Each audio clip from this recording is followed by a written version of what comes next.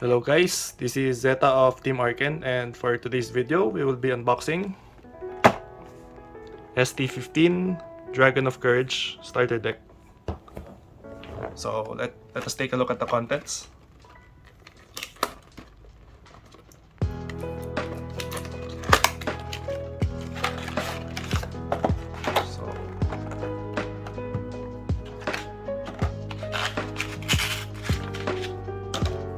So first you get the small playmat, the paper playmat. It's okay, but I wouldn't recommend using this because, you know, might as well just go for a proper playmat. For the cards,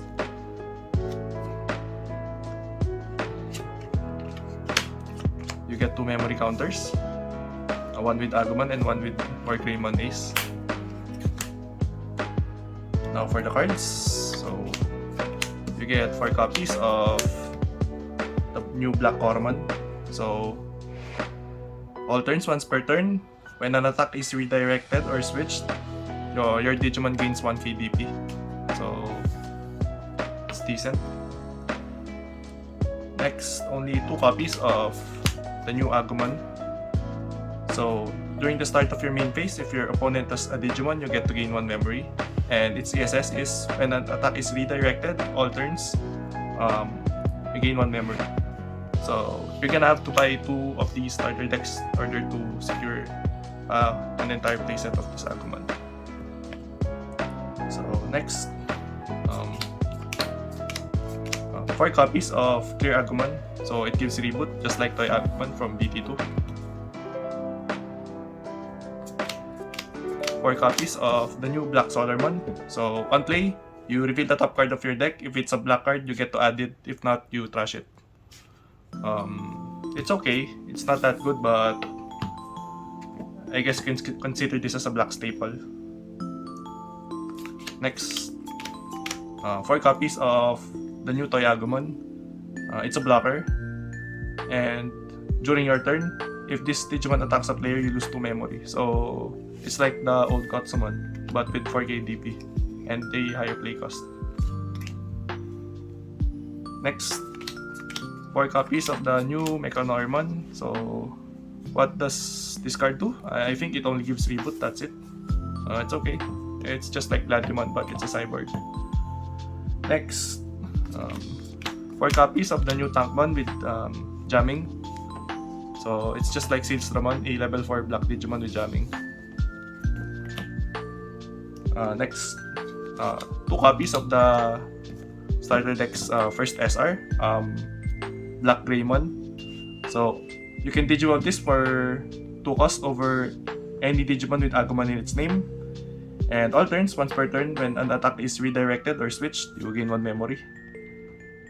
That's his ESS. Also, its main effect is it's a blocker. Also, it has a security effect that when this card is hit in your security, you may play 1 Agumon or 1 Yagami Taichi from your hand or trash for free. It's okay, I think it's not that good, but if you're planning to run a black base Wargreymon deck, you might want to run at least 3 copies of this card. So next, 4 copies of the new Nightmon. On play, you get to delete a Digimon with a play cost of 5 or less.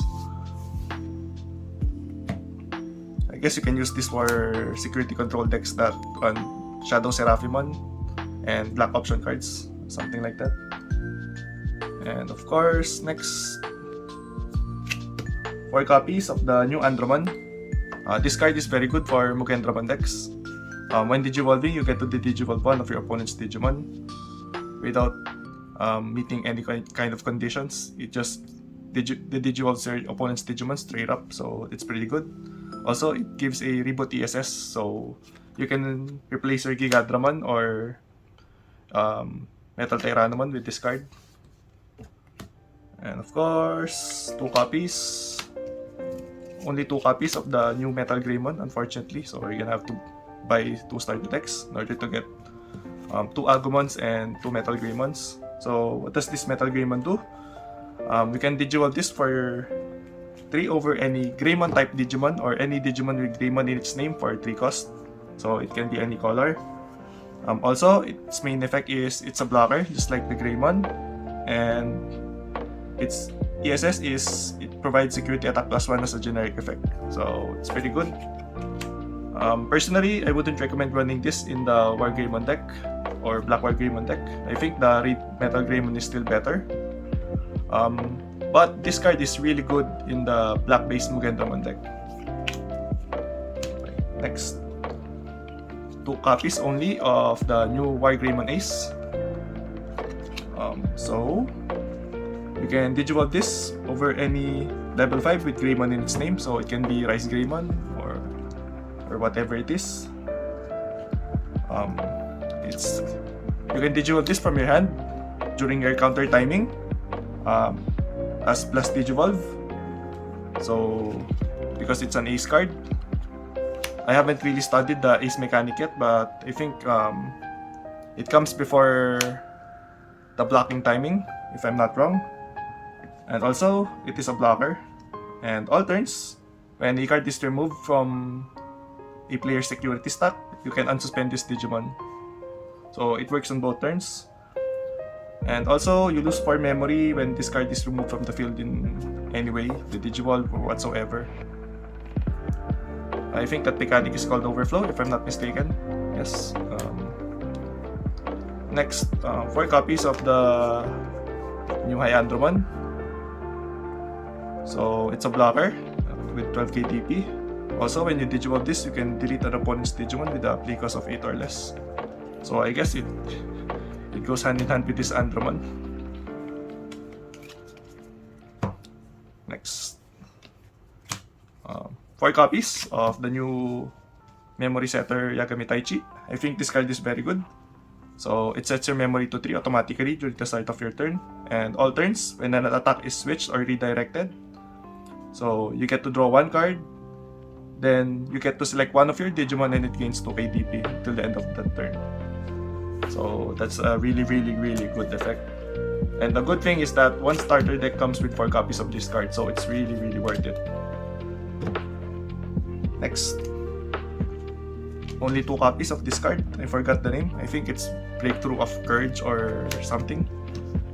So basically, if you have a tamer with Yagami Taichi or Taikami in its name, you can play it without meeting the color requirements. So its effect is that it unsuspends one of your Digimon with Greymon in its name and it becomes unaffected by your opponent's Digimon effects until the end of the other turn. So it's just a protection card but with a bigger cost. I guess you can use this to enable your OTKs, but you're gonna need at least 4 memory in order to utilize this. So I think it's okay. And of course, one of the best option cards from this meta, current meta, 4 copies of this card, Trident Arm. This card is really strong.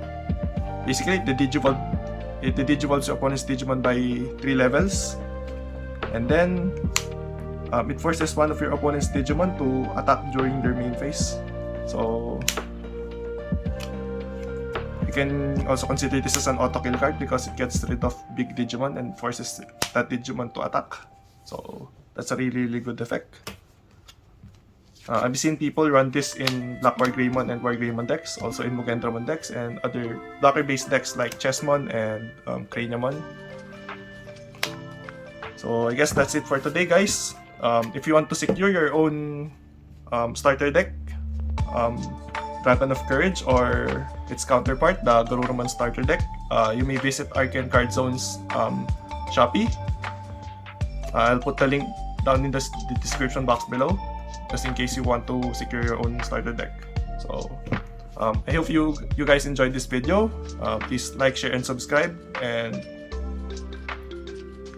see you guys next time. Peace.